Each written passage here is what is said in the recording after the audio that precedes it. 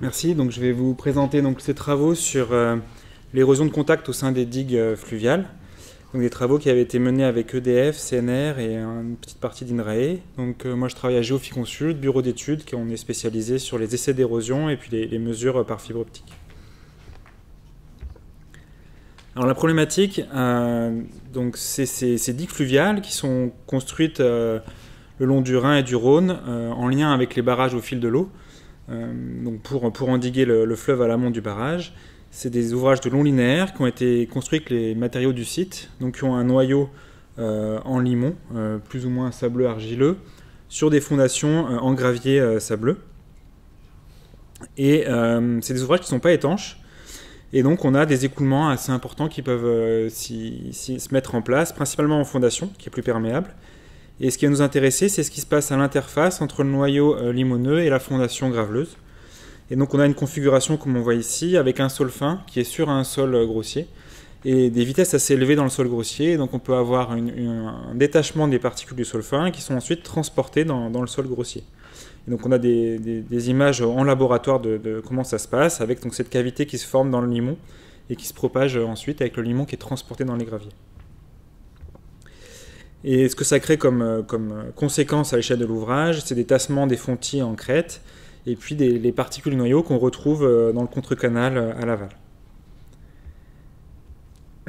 Donc le contexte du projet, en fait, ces digues où on a ce problème-là, c'est toutes les digues, quasiment toutes les digues latérales du Rhône, donc à 400 km, qui sont gérées par la Compagnie nationale du Rhône, et environ 150 km le long du Rhin, gérées par EDF.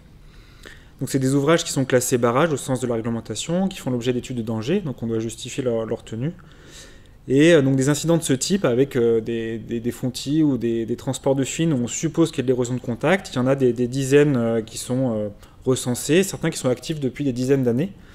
Et pour autant, il n'y a pas eu de rupture, aucune rupture à ce jour. Et donc les questions qui étaient posées au début du projet, c'est quelles sont les conditions favorables à l'initiation de ce mécanisme? Est-ce qu'il peut mener à une rupture brutale de l'ouvrage? Et la question qui va avec, c'est est-ce qu'il faut systématiquement conforter lorsqu'on détecte sa présence? Donc c'est une recherche qui a été initiée dans le cadre d'un projet national, ERINO initialement, et qui s'est ensuite poursuivie par des financements conjoints entre EDF et la CNR. Donc quelques illustrations des ouvrages dont on parle. Au moment de la construction, à gauche, là on voit le noyau et puis les recharges en gravier. C'est construit dans les années 50 à 80. Et puis les ouvrages aujourd'hui sur la droite. Alors c'était une étude multi-échelle, on a commencé par travailler à l'échelle du grain pour identifier des champs de vitesse au niveau de cette interface granulaire entre les grossiers et les fins. Ensuite on est passé à l'échelle de l'échantillon, et donc là on a testé différents sols en combinaison pour identifier d'abord les conditions géométriques, les critères de filtre qui permettaient quand c'est que le gravier est assez grossier pour laisser passer le sol fin à travers. Et puis ensuite les conditions hydrauliques, les vitesses d'écoulement minimales dans ce sol grossier pour initier le mécanisme. Et on est enfin passé au modèle physique à échelle quasiment 1, pour étudier deux points principaux, l'effet de l'échelle spatiale, voir si ces conditions qu'on avait identifiées à l'échelle d'échantillon, on les retrouvait à plus grande échelle, et puis aussi voir comment progressait ce mécanisme une fois initié dans l'ouvrage, et répondre à la question, est-ce qu'il peut mener à une brèche? Donc le dispositif expérimental, c'est une structure en béton armé qui a été construite dans le laboratoire de la Compagnie nationale du Rhône à Lyon, dans lequel on venait construire cette digue expérimentale. Elle avait à la base une fondation qui était représentée par une couche de gravier de 20 cm d'épaisseur de gravier propre, sur lequel on venait compacter des couches de limon sableux. Donc on s'était mis dans des conditions qui sont propices à l'initiation de ce mécanisme, pas de filtration. On a une image ici là, de l'interface. Et puis on augmentait le chargement hydraulique par palier de 24 heures. Et le chargement hydraulique, il était appliqué par le réservoir qu'on voit à l'arrière ici, qui était rempli d'eau, et qui communiquait avec la fondation à sa base. Et donc jusqu'à aller à la rupture, et puis ensuite démontage pour voir ce qui s'était passé. En termes d'instrumentation, on voit ici la coupe du modèle, on mesurait le niveau d'eau à l'amont, le niveau d'eau à la sortie, les débits qui rentrent et qui sortent, les pressions interstitielles à la fois dans le limon et dans la couche de fondation. Pour suivre l'érosion, on mesurait la turbidité de l'effluent, et puis on collectait le sol qui arrivait en sortie. On mesurait la topographie de la surface avec de la photogrammétrie. Deux nappes de fibre optique qui étaient posées pour suivre des températures et des déformations dans le noyau en limon, comme on voit la photo sur la gauche. Ponctuellement, on fait aussi de la tomographie électrique, et puis au démontage, des pénétromètres, de la granulométrie, des densités. Donc là, juste pour vous montrer sur le schéma, on remplit ce réservoir qui est mis en communication avec la fondation, et on provoque une érosion de contact au niveau de cette interface entre la fondation et le noyau. Donc les observations, au premier palier, on a une très faible érosion. Alors sur le graphique qu'on voit ici, en bleu, on a le niveau amont, le niveau dans le réservoir. En vert, le débit qui transite. Et donc là, sur le premier palier de 24 heures, on est très constant, avec une concentration en particules qui sortent du modèle, donc érodées, qui avec des petits pics au début qu'on attribue au lessivage, puis ensuite on a un arrêt de l'érosion. Et puis un deuxième palier, donc là dans cet essai-là, c'est dès le deuxième palier qu'on a eu l'initiation et le développement de l'érosion. On a la concentration en particules qui augmente très fortement, c'est la courbe rose. En même temps, on a aussi le débit, la courbe verte, qui monte très fortement, jusqu'à aller à la rupture. À niveau constant à l'amont, on a un débit qui augmente et on ne retient plus l'eau, donc on a la rupture de l'ouvrage. Et donc on trouve un seuil qui est cohérent avec l'échelle de l'échantillon, même s'il est assez variable en fait, d'un essai à l'autre, entre 2 et 5 cm/s. Donc ça, c'est en termes de vitesse de Darcy dans la fondation qui déclenche cette rupture. En termes de mécanismes qu'on voit, on est assez proche de ce qu'on avait sur site. Détassement des fontis au sommet de l'ouvrage, là, comme on voit ici. Avec les pénétromètres, on voit des zones décomprimées qu'on voyait aussi sur site. Et puis, par contre, on voit aussi qu'on peut arriver à former un conduit. On voit ici au démontage et on voit ici pendant l'essai. Un conduit qui devient traversant et qui provoque donc cette rupture brutale de l'ouvrage. Donc on s'est intéressé à ce conduit, c'est ce qui nous intéresse ici. On pouvait le suivre par la turbidité de l'effluent, par les pressions interstitielles dans la zone de conduit. Et là, pour illustrer, donc, je montre les résultats des mesures de déformation par fibre optique. Il y avait la nappe du bas ici. Donc là, c'est une vue de dessus en fait, des mesures de déformation par fibre optique au-dessus de l'interface d'érosion. Et donc en code couleur, c'est les déformations qui sont provoquées par la formation du conduit d'abord à l'amont. L'amont est en haut ici. Et puis le conduit se propage vers l'aval jusqu'à devenir traversant au moment où on a la rupture de l'ouvrage. Donc, suite à cette première phase, il y a une deuxième phase qui a été initiée. On s'est posé la question, quel était le rôle de la recharge granulaire? J'en ai pas parlé jusqu'à maintenant, mais en fait, on avait mis une petite recharge, là, entre 20 et 50 cm, pour reproduire ce qu'il y avait sur la majorité des ouvrages. Mais ça n'avait pas eu de rôle sur le mécanisme, ça n'avait pas stoppé le processus. Et on s'est posé la question, est-ce que cette recharge granulaire ne peut pas stopper le processus? Est-ce que ça peut pas être l'explication du fait que ce conduit qui mène à une rupture brutale, on le reproduit ici dans nos essais, mais on ne l'a jamais vu sur site, alors qu'on sait qu'il y a des initiations en de multiples points. Donc pour ça, on a modifié le dispositif, on l'a rallongé, pour pouvoir faire rentrer une recharge d'ici de 1,50 m d'épaisseur, au lieu des 20 à 50 cm qu'on avait avant, et avec une instrumentation qui était assez similaire. Et là, ce qu'on a constaté, c'est qu'on a eu des dégradations de la recharge, c'est sur un essai qu'on voit ici, là, un peu de ravinement, mais on n'a pas eu de rupture, c'est-à-dire qu'à la fin de l'essai, quand on était à la charge maximale qu'on pouvait appliquer, il n'y avait plus d'érosion, l'eau qui sortait était claire, et on avait retenu le niveau à l'amont. Et pour autant, grâce aux mesures qu'on avait, on pouvait prouver qu'il y avait eu un conduit qui s'était formé dans le noyau en limon. On avait plusieurs pistes, les zones décomprimées, et aussi donc là, les capteurs de pression qui étaient à l'interface entre le noyau et la recharge, qui évoluent dans le temps, et on voyait qu'il y avait une surpression localisée qui s'était appliquée à la base de la recharge. Et puis des mesures de déformation aussi par fibre optique, et on voyait une zone qui s'était fortement déformée, qui était allongée, donc des choses qui étaient très similaires à ce qu'on avait aux essais d'avant, mais pas de rupture. Donc on a initié une troisième phase, et là en fait la question posée c'était essayer de rechercher un peu plus quelles étaient les conditions qui menaient à cette stabilité, parce qu'on avait nos premiers essais avec 20 à 50 cm, on allait à la rupture, ici un essai à 1,50 m, on n'avait pas de rupture, et donc identifier dans quel cadre en fait on avait cette stabilité, et on pouvait éviter d'avoir la brèche. Donc dans cette troisième partie, comme on se focalisait sur le rôle de la recharge granulaire, on n'a pas reproduit ce noyau en limon, on l'a remplacé par un noyau non érodable.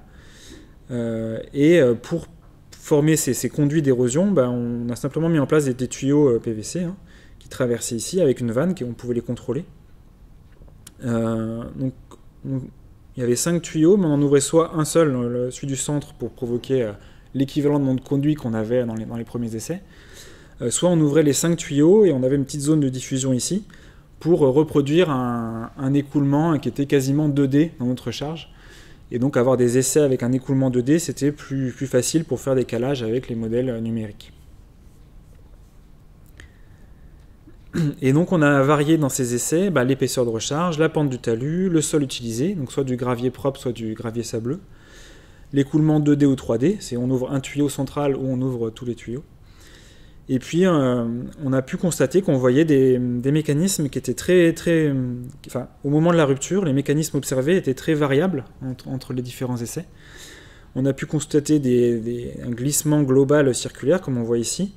Là, c'était quand on avait du sol, du gravier sableux avec un écoulement 2D. On a pu constater de la fusion, donc c'est le sable des graviers qui était entraîné, mais qui ne menait pas à la rupture. Un débourrage ou claquage localisé, sur le terme qu'on utilise, qu'on voit ici, sur les épaisseurs plus faibles. Du ravinement, des glissements de pieds, donc plein de mécanismes différents suivant les conditions de chargement de la recharge. Et donc en parallèle de ces essais, on a mené des modélisations numériques, principalement hydrauliques, pour nous aider à interpréter ces résultats. Alors pour illustrer, là il y a 2 vidéos. Donc c'est le même sol dans les 2 essais, du gravier propre, avec soit un écoulement 2D sur la gauche ici, soit un écoulement 3D, un seul tuyau ouvert à droite. Et puis on voit à droite, il n'y a que 50 cm d'épaisseur, alors qu'à gauche, il y a 1,50 m d'épaisseur. Et ce qu'on a pu observer dans les essais, c'est qu'avec 1,50 m d'épaisseur, là, comme on voit à gauche, on a des mécanismes, des tout petits glissements de pieds qui se produisent au fur et à mesure, avec une sorte de petits ravinements là, qui progressent. Et pour un palier de chargement donné, on a une stabilisation. Et puis lorsqu'on remonte un peu le niveau de chargement hydraulique, ça se propage un peu, puis ça se stabilise. Et à droite, par contre, on était à la charge maximale qu'on pouvait appliquer dans le modèle, c'est-à-dire 3 mètres de pression d'eau sur 50 cm de recharge, et on n'avait pas la rupture. Donc comme on voulait vraiment la rupture, on a aidé un peu en poussant le gravier qui calait un peu à la sortie. Et on a observé donc une rupture brutale de la recharge à ce moment-là. Donc là, on a pu constater qu'avec 50 cm d'épaisseur de recharge, on arrivait à retenir les 3 mètres de pression avec une sollicitation 3D, un écoulement radial. Et puis par contre en 2D, on n'avait que 1,80 m de charge et on allait déjà quasiment à la rupture.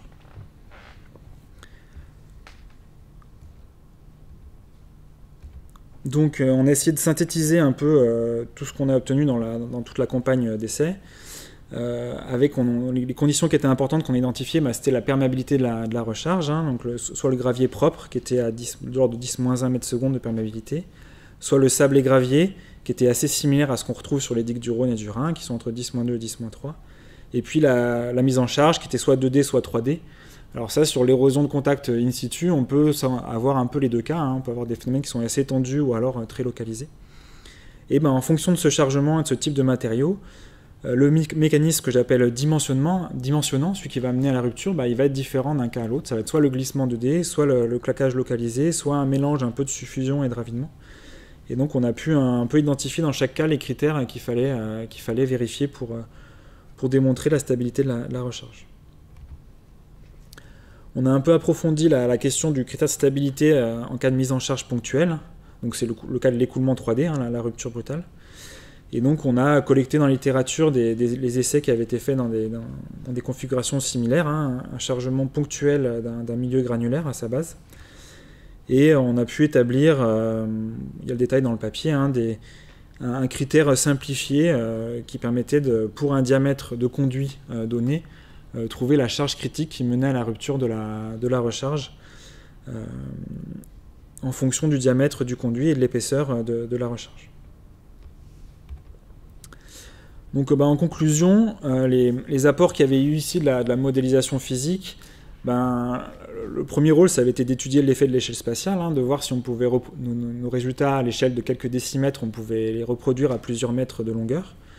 C'était une histoire plutôt de variabilité qui nous intéressait, d'initiation de l'érosion. Donc ça, on a pu prouver que on avait les mêmes résultats avec une variabilité qui était assez forte, mais l'ordre de grandeur était retrouvé. Ça permettait j'ai mis découverte l'enchaînement des mécanismes à l'échelle de l'ouvrage, c'est-à-dire qu'il y a des mécanismes qu'on ne s'attendait pas forcément à observer, et qu'on a pu observer grâce au fait qu'on reproduisait l'ouvrage avec ces différents éléments et qu'on ne se focalisait pas que sur la zone d'initiation. Ça a permis de mettre une instrumentation exhaustive dans le modèle avec des capteurs centimétriques et qui sont reproductibles in situ. Donc ça, c'était intéressant pour faire le lien entre ce qu'on a mesuré dans le modèle et ce qu'on pourra mesurer en surveillance sur des ouvrages. Il y avait un intérêt, moi, que je n'avais pas envisagé au début, mais qui était vraiment fort, de diffusion et de vulgarisation des résultats. C'est-à-dire que pendant toute la durée où il y a eu des essais dans le laboratoire, il y a eu beaucoup de visites, et ça a beaucoup aidé à convaincre les gens des résultats, notamment la possibilité qu'il y ait un conduit traversant. Alors que dans la profession, l'érosion de contact était plutôt considérée comme un phénomène où il n'y a pas de risque. Et donc de pouvoir voir le conduit, c'était quelque chose de très utile, je dirais, pour aider à la compréhension. Et puis, en application pratique de ces résultats, la confirmation des seules initiations de l'érosion de contact, qui sont maintenant utilisées assez régulièrement, la démonstration de la possibilité d'une rupture rapide, dans ces conditions qui sont très favorables à l'érosion de contact. On a délimité les conditions où ça pouvait avoir lieu. Et puis, pointer le rôle qu'on n'avait pas forcément trop en tête au début de la recharge granulaire. Et donc l'explication de si on garantit sa stabilité, on peut éviter la rupture brutale. En perspective, le dispositif il a pu être réutilisé, le cadre, je vous dirais, de l'instrumentation et de cadre en béton. Il a été réutilisé, on voit ici là, sur des essais de biocalcification de digues. Et puis il va être réutilisé normalement dans les années à venir sur des essais de surverse à la fois de l'ouvrage et surverse d'un noyau à travers la recharge.